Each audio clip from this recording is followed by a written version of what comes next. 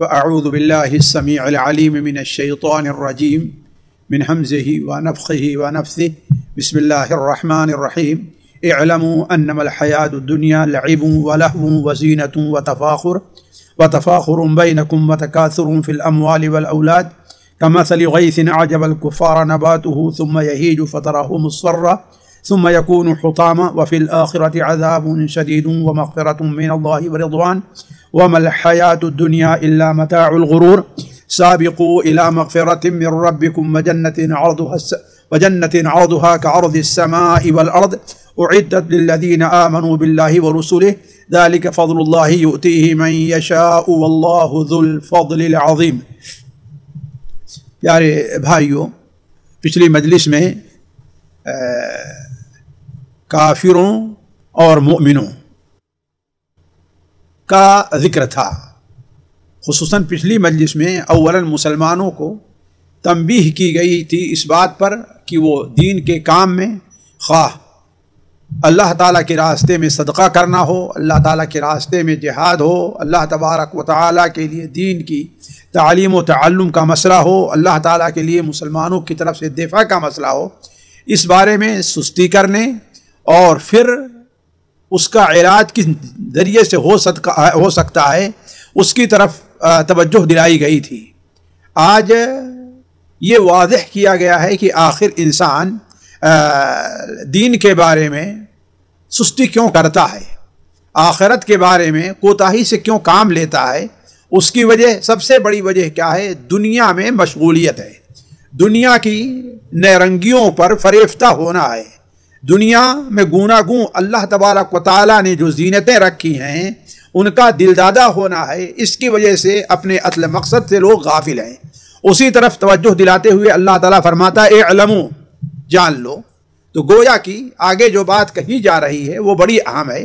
جیسا کہ ہم اور آپ اچھی طریقے سے جانتے ہیں، جب کوئی اہم بات کہنی ہوتی ہے تو وہ بات کہنے سے پہلے ہم متنبہ کرتے ہیں، کہتے ہیں سوچ لو، اچھی طریقے سے سن لو، تاکہ آگے والی بات سامع کو سمجھنے میں آسانی ہو اور اس کے دل میں بیٹھے۔ تو اسی طریقے سے اللہ تعالیٰ فرماتا ہے اعلموا، اچھی طرح سے جان لو، کیا؟ انما الحیات الدنیا لعب ولہو وزینۃ وتفاخر بینکم وتکاثر فی الاموال والاولاد۔ انما الحیات الدنیا، دنیا کی زندگی، دنیا کی زندگی خصوصاً ان لوگوں کے لیے جو دنیا پر فریفتہ ہیں، وہ لوگ جنہوں نے دنیا ہی کو اپنا سب کچھ سمجھ رکھا ہے، وہ لوگ جن کی توجہ آخرت کی طرف نہیں ہوتی، وہ لوگ، ان لوگوں کے لیے کیا ہے؟ انما الحیات الدنیا لعب ولہو، یہ دنیا کی زندگی کیا ہے؟ ایک کھیل ہے، لہو ایک دل لگی ہے، ایک تماشا ہے، وزینت اور زیب و زینت اور آرائش ہے، وزینت وتکاثر وزینۃ وتکاثر فی الاموال والاولاد وتفاخر بینکم، زیب و زینت، آرائش، وتفاخر بینکم، اور باہم ایک دوسرے کے اوپر فخر کرنا ہے، وتکاثر فی الاموال والاولاد، اور مال اور اولاد میں اپنی کثرت کو ظاہر کرنا ہے، اپنی کثرت بتلانا ہے۔ ثم کمثل غیث، آگے اس کی ایک مثال دی جا رہی ہے، لیکن پہلے اس جملے کو سمجھ لیں۔ اس آیت میں اللہ تبارک و تعالی نے، یہ ہو سکتا ہے کہ تمام لوگوں کے حالات کو سامنے رکھا ہو کہ انسان کی فطرت میں ہے لیکن اہل ایمان اس سے بچے رہتے ہیں اور اہل کفر اس میں مبتلا ہو جاتے ہیں، یا یہ کہ ان لوگوں کا ذکر ہے جو دنیا کی زندگی میں مبتلا ہو کر کے، دنیا کی زندگی میں مشغول ہو کر کے وہ آخرت کو بھولے ہوئے ہیں۔ اللہ تبارک و تعالی نے ان کے بارے میں زندگی کے جو 5 مراحل ہیں ان کا ذکر اللہ نے فرمایا ہے۔ مثال کے طور پر زندگی کا ایک مرحلہ ہوتا ہے بچپنا، دوسرا مرحلہ ہوتا ہے نوجوانی کا، تیسرا مرحلہ ہوتا ہے جوانی کا، اور چوتھا مرحلہ جو ہوتا ہے وہ مرحلہ ہوتا ہے ادھیڑ عمر کا، جسے کہول کہا جاتا ہے، اور چوتھا مرحلہ اور آخری مرحلہ جو ہوتا ہے یہ بڑھاپے کا۔ یہ 5 مراحل جو ہوا کرتے ہیں ہر انسان کی زندگی میں ہیں، اور اللہ تبارک و تعالی کی حکمت یہ ہے کہ ان 5 جو مراحل انسان کے زندگی میں ہیں ان میں انسان کے الگ الگ ان مراحل کے خاصے ہیں، ان مراحل کا خاصہ ہر مرحلے کا الگ الگ خاصہ ہے. کسی مرحلے کے اندر کھیل اور کود ہے, کسی مرحلے میں جا کے مال اولاد پر فخر کرنا ہے, کسی مرحلے میں جا کر کے زیادہ بکثرت مال اولاد جمع کرنے کا معاملہ ہے. تو اللہ تبارک و تعالی لوگوں کو متنبہ کرنے کے لیے بیان کر رہا ہے کہ دیکھو یہ تمہاری زندگی کے جو 5 مرحلے ہیں, اور ان 5 مرحلوں میں جو عمومی طور پر لوگ کرتے ہیں یہ انسان کے خسارے کا معاملہ ہے. پہلا مرحلہ انسان کا جو ہوتا ہے وہ مرحلہ بچپنا کا ہے. یہ مرحلہ جانتے ہیں کھیل اور کود کا ہوا کرتا ہے. اس کے 2 مرحلے ہوتے ہیں اس کے بچپنے کے. ایک مرحلہ تو جو ہوتا ہے وہ سمجھیے کہ 4-5 سال سے پہلے کا مرحلہ ہے, اور دوسرا مرحلہ 6-7 سال کے ہو جانے کے بعد یہ مرحلہ آتا ہے انسان کو جو بلوغت تک لے کر کے جاتا ہے. 15 سال 20 سال 18 سال یہ جو ہے یا اس سے کچھ کم یا زیادہ یہ مرحلہ رہا کرتا ہے. پہلے مرحلے میں انسان کھیل کو زیادہ پسند کرتا ہے, یعنی کھلونا سے کھیلنے کو, بلکہ اس مرحلے میں انسان کے نزدیک کھلونے کی وہ اہمیت رہا کرتی ہے کہ اس کے سامنے سونا اور چاندی کی اہمیت نہیں رہا کرتی, بلکہ وہ اپنے کھلونے کے لیے اپنے ساتھی سے, اپنے بھائی سے, اپنے پڑوسی سے لڑائی بھی کر لیتا ہے. وہ کھانا اس کو نہ دو یہ گوارا ہو جائے گا اس کو, لیکن اس کا کھلونا اس سے کوئی نہ چھینے. تو ایک مرحلہ یہ ہوتا ہے. دوسرا مرحلہ اس کے بعد کا جو ہوتا ہے وہ نوجوانی کا, یعنی 15 16 17 18 سال کے مرحلے. اس مرحلے کے اندر انسان کھیل کو وہ کھیل زیادہ پسند کرتا ہے جس میں جو ہے وہ دل سے انسان اس کا فریفتہ ہو جاتا ہے, ان کھلونے کو چھوڑ دیتا ہے, ان کھلونے کو لات مارتا ہے. اب اس کے جسمانی کھیل کود کا معاملہ آ جاتا ہے, جیسے آج کل کا معاملہ فٹ بال کا ہے, آج کا معاملہ لے لیجئے آپ جو ہے کرکٹ کا ہے, آپ کا معاملہ جو مختلف قسم کے کھیل ہے اس کے اندر انسان ہو جاتا ہے. وہ کھیل خالص جسمانی ہو جیسے کشتی ہے اور اس میں جمپ وغیرہ کا مرحلہ ہے, یا وہ کھیل جو یعنی صرف جسمانی نہ ہو بلکہ وہ کسی اور چیز کے ساتھ بھی کھیل ہوا کرتا ہے. تو یہ 2 مرحلے ہوا کرتے ہیں جو انسان کے بچپنے کے ہیں. اس کے بعد کے مرحلے میں انسان جب ہوتا ہے تو اسے زیبائش کی فکر زیادہ ہوتی ہے, وہ پڑھائی کا مرحلہ طے کرتا رہا ہوتا ہے, تو ان قسم کے مرحلوں سے ذرا کم دلچسپی لیتا ہے, الا یہ کہ وہ لوگ خاص جو اس کے اندر مشغول ہو جائیں. لیکن عمومی طور پر لوگ اپنی پڑھائی کی طرف جہاں توجہ دیتے ہیں وہاں ان کو آرائش کی بڑی فکر رہا کرتی ہے. ان کا کپڑا اچھا ہو, ان کے بال اچھے ہوں, ان کا جسم اچھا ہو, ان کی باڈی اچھی ہو اور ان کی گاڑی اچھی ہو, یعنی ہر چیز جو ہے وہ چاہیں گے کہ ہماری کیا رہے, خوبصورت رہے اور دیکھنے میں اچھی لگے. اس کے بعد کا مرحلہ جب ذرا سا آتا ہے انسان کے اوپر, جوانی کا جب مرحلہ آتا ہے تو اس مرحلے کے اندر انسان اب کیا کرتا ہے لہو العب وتفاخر, یعنی اب تفاخر کا مرحلہ آ جاتا ہے انسان کے لیے کہ آپس میں انسان جو ہے وہ فخر وغیرہ کا مرحلہ, یہ مرحلہ عموماً آتا ہے جو ہے جوانی کا مرحلہ پار کرنے کے بعد تفاخر کا جو مرحلہ آتا ہے اس کے اندر ہوتا ہے. اور پھر اس کے بعد جب آخری زندگی انسان کی ہوا کرتی ہے بڑھاپے کی, تو اس میں جو ہے وہ تکاثر فی الاموال والاولاد کے بارے میں فکر مند ہوتا ہے کہ اس کا مال زیادہ ہو جائے, اس کے اولاد زیادہ ہو جائے, اولاد کے اوپر جو ہے وہ خوش ہوتا ہے, اپنی اولاد کو, اولاد کی اولاد کو دیکھ کر کے, اپنے مال کو دیکھ کر کے وہ انسان خوش ہوتا ہے. تو اللہ تعالیٰ نے انسانی جو فطرت بنائی ہے, کھیل کود, زیبائش, آرائش, اس کے بعد تفاخر فخر کی بات یہ ہونا, اور پھر اس کے بعد آ کر کے انسان کا جو مرحلہ آتا ہے وہ تکاثر کا, یہ 5 مرحلے یا 4 مرحلے اللہ تعالیٰ نے انسان کی زندگی کے رکھے ہیں کہ یہ چیز ہوا کرتی ہے. لیکن یہ چیز اللہ تبارک و تعالیٰ یہ بیان فرما رہا ہے کہ یہ چیز زائل ہو جانے والی ہے. کتنے دن تک رہے گی؟ 70 سال تک, 80 سال تک, 90 سال, 100, اس سے کم زیادہ. اس کے بعد جو ہے یہ چیز بالکل ختم ہو جانے والی ہے. اس کی مثال اللہ تبارک و تعالیٰ نے دی ہے کہ یہ جب بارش نازل ہوتی ہے تو زمین کی کھیتی کی مثال دی ہے اللہ تعالیٰ نے کہ شروع میں وہ کھیت جب ہوتا ہے تو سبزہ اگتا ہے تو جیسے بڑا ہوتا ہے وہ جو ہے دیکھنے والے کو, کسان کو بڑا اچھا لگتا ہے, لیکن تھوڑے ہی دن میں دیکھتے ہیں کہ وہ پیلا پڑ جاتا ہے, اور پیلا پڑ جانے کے بعد اسی پر بس نہیں ہے, اس کے بعد آپ دیکھیں گے کہ وہ گھاس بن جاتا ہے, وہ لکڑی بن جایا کرتا, وہ ایندھن بن جایا کرتا, حتیٰ کہ ایسے چورے ہو جاتے ہیں کہ انسان اگر اس کو کاٹے بھی نہیں تو اگر ہوا آئے تو اس کو اڑا کر کے لے کر کے چلی جائے. ہے۔ تو یہ ہے انسان کی زندگی کے مراحل جس کے بارے میں سوچتا ہے۔ یعنی انسان اپنے بچپن میں چاہے جتنا کھیل کود کر لے، ذرا سا بڑا ہوتا اسے کھیل کود سے نفرت ہو جانی شروع ہو جاتی ہے، پھر اس کے بعد جب ادھیڑ عمر کو پہنچتا ہے تو اسے زیب و زینت سے نفرت ہونی شروع ہو جاتی ہے، اور پھر جب بڑھاپے میں آ جاتا ہے تو وہ فخر کی بات نہیں تکاثر کی بات کرتا ہے، یہاں تک کہ اس دنیا سے وہ رخصت ہو جاتا ہے،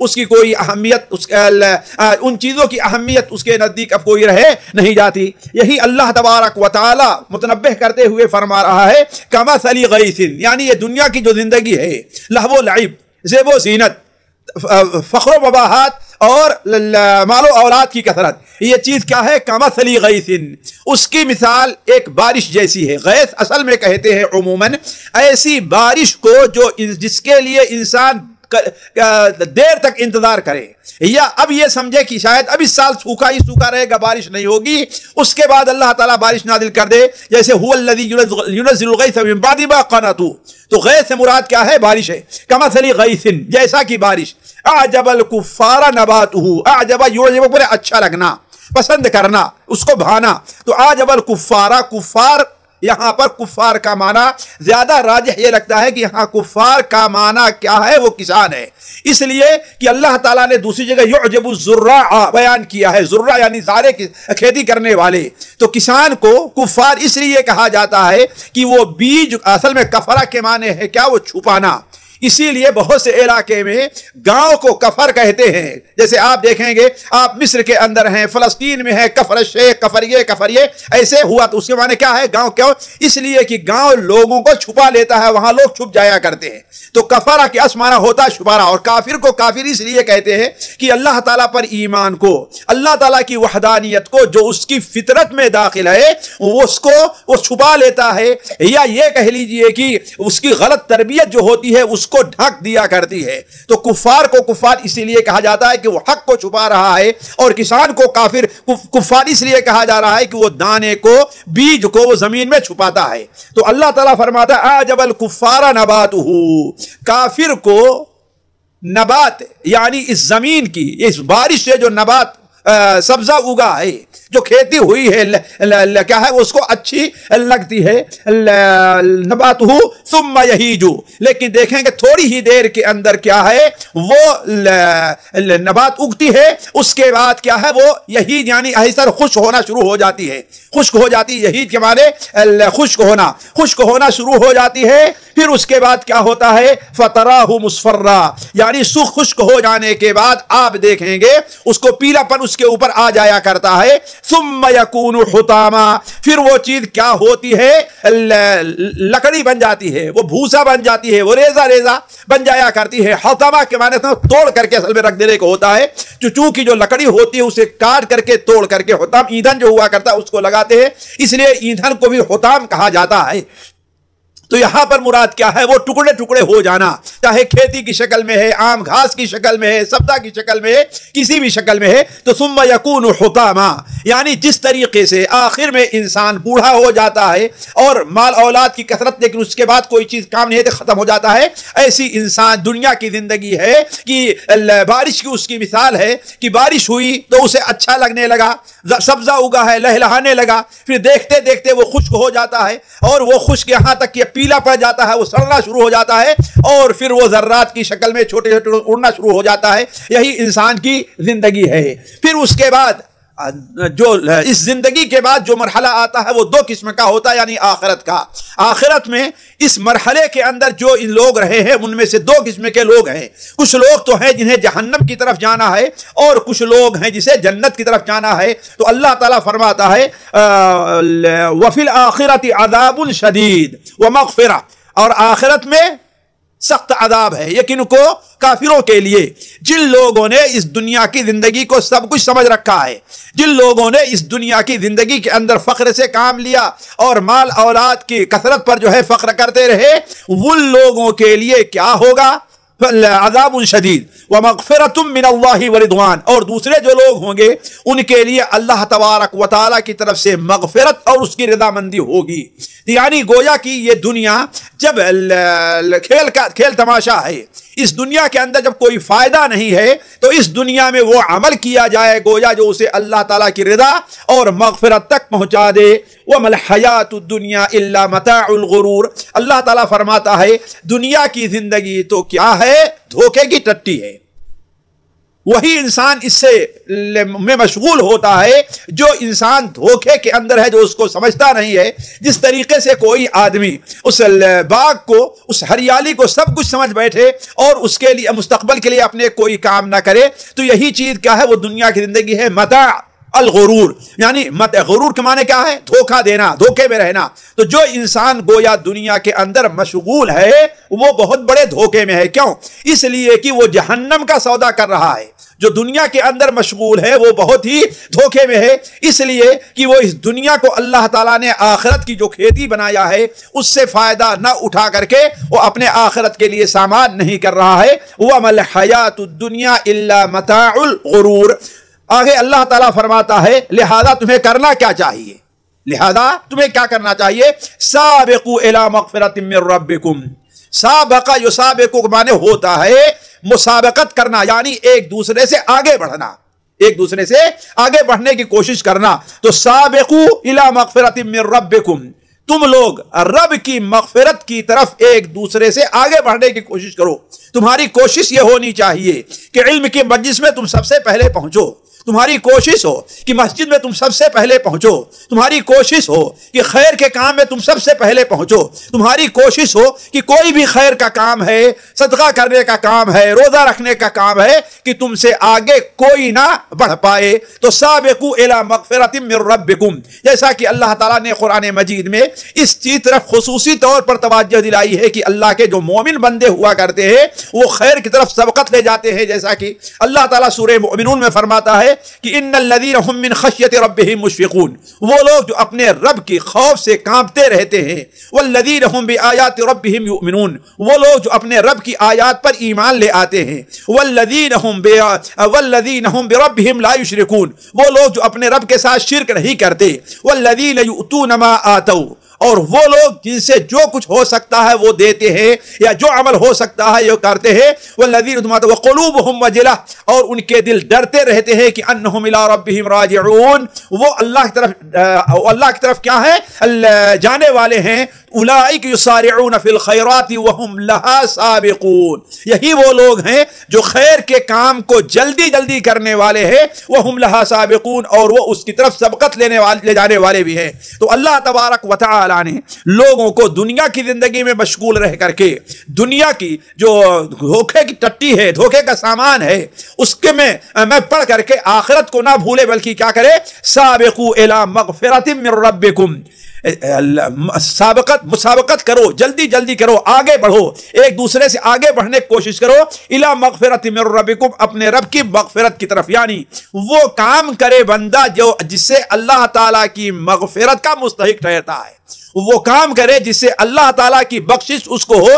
اس لیے کہ انسان فطری طور پر کمزور واقع ہوا ہے، انسان فطری طور پر وہ شیطان کے چکر میں، شیطان کے میں پڑ جایا کرتا ہے، لہذا وہ اللہ تعالیٰ کی مغفرت کا زیادہ محتاج ہے۔ تو سابقوا الی مغفرۃ من ربکم وجنہ، اور اس جنت کی طرف بڑھو، یعنی ان کاموں کی طرف بڑھو جو جنت کی طرف لے جانے والے ہیں۔ وجنت عرضها كعرض السماء والارض، اور اس جنت طرف بڑھو جس کی پہنائی، جس کی چوڑائی كعرض السماء والارض، آسمان اور زمین کے برابر ہے، یعنی یہ ساتوں آسمان اور یہ ساتوں زمین جتنی چوڑی ہے اتنی چوڑی جنت ہے۔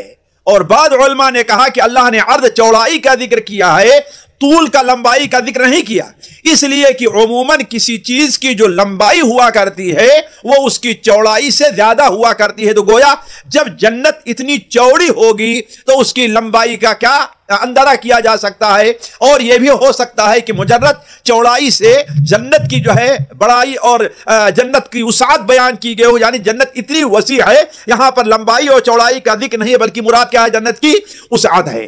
تو سابقوا الی مغفرۃ من ربکم وجنت عرضها، اور اس جنت کی طرف جس کی پہنائی کیا ہے؟ کعرض السماء والارض، آسمان اور زمین کی پہنائی کی طریقے سے، آسمان اور زمین کی چوڑائی کی طرف سے، یعنی اس قدر چوڑی زمین جنت ہے کہ گویا انسان اس کا اندازہ نہیں کر سکتا۔ کعرض السماء والارض، لیکن کس کے لیے تیار کی گئی ہے؟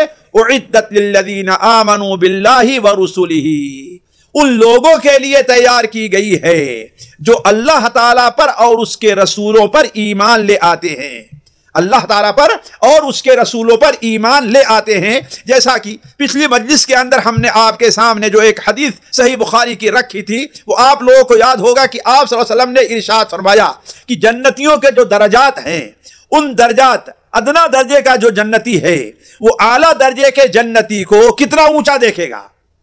یعنی افق مغرب یا افق مشرق کے اندر صبح کے وقت جبکہ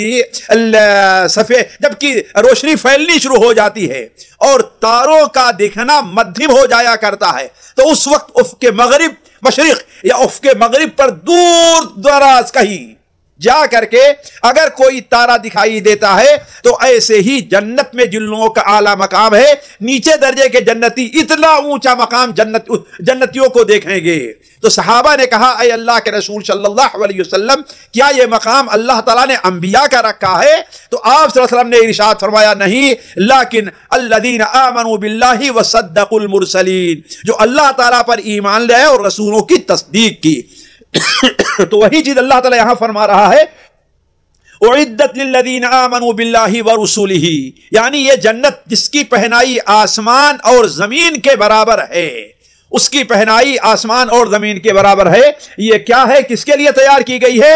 آمنوا باللہ ورسولہ، اللہ اور اس کے رسول پر ایمان۔ آپ جانتے ہیں کہ شروع ہی میں اللہ تعالیٰ نے اس سورت کا اگر بنیادی مفہوم دیکھیے تو اللہ اور اس کے رسول پر ایمان کی دعوت اور اللہ کے راستے میں خرچ کرنے کی دعوت کے اوپر مشتمل ہے۔ اسی لیے دیکھیں شروع ہی سورت میں جہاں اللہ تبارک و تعالیٰ کی تقریباً 16 کے قریب، 1 درجن سے زائد اللہ تعالیٰ کی صفات بیان کی گئی، تو سب سے پہلے جو حکم ہوا ہے آمنوا باللہ ورسولہ وانفقوا آمنوا باللہ ورسولہ وانفقوا مما جعلکم مستخلفین فیہ۔ آمنوا باللہ ورسولہ، اسی چیز کو اللہ تعالیٰ نے یہاں پر دہرایا کہ اعدت للذین آمنوا باللہ ورسولہ، جو لوگ اپنے آپ کو بخالت سے، جو لوگ اپنے آپ کو نفاق سے، جو لوگ اپنے آپ کو کفر سے بچا لیں گے، ان کو کیا مقام ملنے والا ہے؟ انہی کے لیے جنت تیار ہے کہ اعدت للذین آمنوا باللہ ورسولہ، جو اللہ اور اس کے رسولوں پر ایمان لے آئے۔ یہاں پر بھی دیکھیے اللہ نے رسول ہی جمع کا صیغہ اختیار کیا ہے۔ اس کا مطلب کیا ہے؟ یعنی جنت حاصل کرنے کے لیے کسی ایک رسول پر ایمان لانا کافی نہیں ہے، بلکہ جنت کے حصول کے لیے تمام رسولوں پر، اللہ تبارک و تعالیٰ کے تمام نبیوں کے اوپر ایمان لانا ضروری ہے۔ آمنوا باللہ ورسولہ ذالک فضل اللہ یؤتیہ من یشاء، اللہ تبارک و تعالیٰ فرماتا ہے یہ اللہ تبارک و تعالیٰ کا فضل ہے، جسے چاہتا ہے اللہ تبارک و تعالیٰ دیتا ہے۔ یؤتیہ من یشاء، جس کو اللہ تعالیٰ چاہتا ہے دیتا ہے۔ اس کا معنی یہ ہے کہ تمہیں چاہیے کہ اللہ تبارک و تعالیٰ کا فضل مانگو۔ کیوں؟ اس لیے کہ تمہارے دشمن بہت زیادہ ہیں، خواہشات تمہاری دشمن ہیں، انسانوں میں بہت سے لوگ تمہارے دشمن ہیں جو حق سے روکتے ہیں، شیطان تمہارا دشمن ہے۔ اب ایسے موقع پر تمہیں اللہ تبارک و تعالیٰ کے فضل کو اس سے مانگنا چاہیے، ایک چیز۔ دوسری چیز یہ ہے کہ اس گھمنڈ میں نہ رہو کہ تم اگر نیک عمل کرو گے تو تمہیں جنت ہر حال میں ملے گی ہی۔ کیوں؟ اس لیے کہ جنت جو ہے وہ اللہ تعالیٰ نے کسی بندے کے عمل کا بدلہ نہیں رکھا ہے، جنت کو جو رکھا ہے وہ اپنا فضل رکھا ہے۔ کیوں؟ اس لیے کہ انسان کتنی بھی کوشش کر لے اللہ تبارک و تعالیٰ کی نعمتوں کا شکریہ ادا نہیں کر سکتا۔ تو علی کل حال ذالک فضل اللہ یؤتیہ من یشاء، یہ اللہ تبارک و تعالیٰ کا فضل ہے، جسے چاہتا ہے وہ دیتا ہے۔ تو یہیں سے معلوم یہ ہوا کہ گویا اللہ تبارک و تعالیٰ کا فضل ہر ایک کو نہیں ملتا۔ یہ فضل جو جنت ہے، یہ فضل جو جنت میں اونچا مقام ہے، یہ اللہ تعالیٰ جس کو چاہتا ہے دیتا ہے، لہذا اسی سے سوال کرنا چاہیے، ایک چیز۔ دوسری چیز، اگر کسی کو کوئی ایسی چیز نہیں ملی ہے تو اس کے بارے میں دوسروں سے حسد نہیں کرنا چاہیے، دوسرے تو دشمنی نہیں کرنی چاہیے کہ اس کو کیوں ملا ہم کو کیوں، اس کو ملا ہے ہم کو کیوں نہیں ملا. جیسا کہ وہ حدیث آپ لوگ یاد کریں جو صحیح بخاری اور مسلم وغیرہ میں ہے کہ نبی کریم صلی اللہ علیہ وسلم کے پاس جب غریب اور مسکین صحابہ آتے ہیں اور کہتے اے اللہ کے رسول صلی اللہ علیہ وسلم مالدار صحابہ تو ہم سے بہت آگے بڑھ گئے. آپ نے فرمایا وہ کیسے؟ تو آپ نے فرمایا کہ ہم نماز پڑھتے ہیں وہ بھی نماز پڑھتے ہیں، ہم یہ کرتے ہیں وہ بھی کرتے ہیں، لیکن اللہ نے انہیں مال دیا ہے جس کی وجہ سے وہ عمرہ کرتے ہیں، جس کی وجہ سے وہ حج کرتے ہیں، جس کی وجہ سے وہ صدقہ اور خیرات کرتے ہیں، وہ جہاد پر چلے جاتے ہیں، اور ہم مال نہ ہونے کی وجہ سے ہم اس سے محروم رہا کرتے ہیں. تو آپ صلی اللہ علیہ وسلم نے ارشاد فرمایا کیا میں تمہیں وہ عمل نہ بتلاؤں کہ اگر تم اس کے اوپر عمل کر لو گے تو اللہ تبارک و تعالی تمہیں ان سے بڑا اونچا مقام دے گا، اور تمہارے مقام کو کوئی نہیں پہنچ سکتا الا یہ کہ وہ تمہارے جیسا عمل کرے. اور اس کے بعد آپ صلی اللہ علیہ وسلم نے وہ تسبیحات سکھائیں جو تسبیحات فاطمہ کے نام سے جانی جاتی ہے، یعنی سبحان اللہ والحمدللہ واللہ اکبر. یہ ہر پر نماز بعد 33 33 33 اور آخر میں لا الہ الا اللہ وحدہ لا شریک لہ آخر تک 100 بار پورا کرنے کے لیے یا 34 بار اللہ اکبر. تو مسلمان یہ کہنے لگے، لیکن وہ جو مالدار صحابہ تھے ان کو یہ احساس ہوا کہ یہ لوگ ہم سے کچھ زیادہ پڑھتے ہیں، اور ٹوہ میں رہے. جب ان کو معلوم ہو گیا وہ بھی پڑھنے لگے. تو فقراء صحابہ پھر اللہ کے رسول کی خدمت میں آتے ہیں اور کہتے ہیں اے اللہ کے رسول صلی اللہ علیہ وسلم اب ہمارے بھائی بھی اس کو پڑھنے لگے، اب ہم کیا کریں؟ تو آپ نے یہی جملہ استعمال فرمایا تھا ذالک فضل اللہ یؤتیہ من یشاء. یہ اللہ تبارک و تعالی کا فضل ہے، جس کو چاہتا ہے، جس کو جس لائق سمجھتا ہے اس مقام پر رکھا کرتا ہے. واللہ ذو الفضل العظیم. البتہ تمہیں ترغیب دلانے کے لیے اللہ تعالیٰ فرما رہا ہے واللہ ذو الفضل العظیم، اور اللہ تبارک و تعالیٰ بہت عظیم فضل والا ہے. اس کے یہاں کسی چیز کی کمی نہیں ہے. انسان جتنا حاصل کرنا چاہے، جتنی بھی کوشش کرے گا، جتنا کوشش کرے، اللہ تبارک و تعالیٰ اس کو اتنا دے گا. آج کی مجلس کو ہم یہی روکتے ہیں، اس لیے کہ آگے والی آیتیں 2-3 آیتیں ایک سلسلے میں ہیں، اس لیے ان کو ابھی ہم نہیں چھیڑتے. انشاءاللہ ان آیات کا ذکر اگلی مجلس میں ہوگا. تب تک کے لیے آپ سے اجازت چاہتے ہیں. والسلام علیکم ورحمۃ اللہ وبرکاتہ. سامعین کرام، ہمارے علمی اور عوامی دروس اور سوال و جواب کی مجلسوں سے آپ خود بھی مستفید ہوں اور اپنے دوست و احباب کے ساتھ بھی شیئر کریں. عین ممکن ہے کہ آپ کے شیئر سے کسی کی اصلاح اور آپ کے لیے صدقہ جاریہ بن جائے. واٹس ایپ پر اسلامک میسج حاصل کرنے کے لیے نمبر نوٹ فرمائیں: یعقوب عزیز 00966 5089 59707. واٹس ایپ سوال جواب گروپ میں ایڈ ہونے کے لیے نمبر نوٹ فرمائیں: عبدالسلام عمری 00966 502627 نمبر بھیجتے ہوئے نام اور پتہ ضرور لکھیں. اسی طرح ہمارے یوٹیوب چینل اسلامی دعویٰ کو ضرور سبسکرائب کریں تاکہ ہماری ہر نئی اور اہم ویڈیو کی اطلاع آپ کو فوری حاصل ہو جائے. تمام دروس، مقالات اور سوال و جواب سیریز کے لیے ہماری مشہور ویب سائٹ www.islamidawah.com کا مشاہدہ کرتے رہیں. السلام علیکم ورحمۃ اللہ وبرکاتہ.